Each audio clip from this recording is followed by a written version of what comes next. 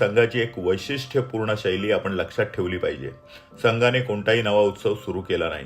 प्राचीन काळापासून साजरे होणारे अनेक भारतीय उत्सव डोळ्यासमोर ठेवून राष्ट्रीय एकात्मतेला अनुरूप, संघटनेसाठी उपयुक्त, भारतीय संस्कृतीशी एकरूप व भ्रातृभाव वर्धक अशा 6 उत्सवांना संघाने आपले अधिकृत उत्सव म्हणून घोषित केले. याचा अर्थ असा नाही की इतर भारतीय उत्सव संघ शाखेत किंवा संघ परिवारात साजरे होत नाहीत.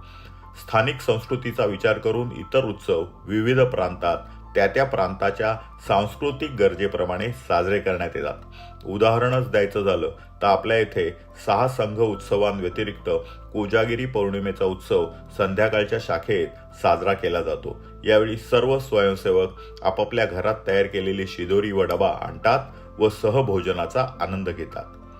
राष्ट्रीय स्वयंसेवक संघ या सणांच्या माध्यमातून समाजाच्या विविध घटकांसोबत घनिष्ठ संबंध प्रस्थापित करण्याचा प्रामाणिक प्रयत्न करतो आणि लोकांना संघाशी जोडून देश आणि समाजाची सेवा करण्याची जाणीव करून देतो.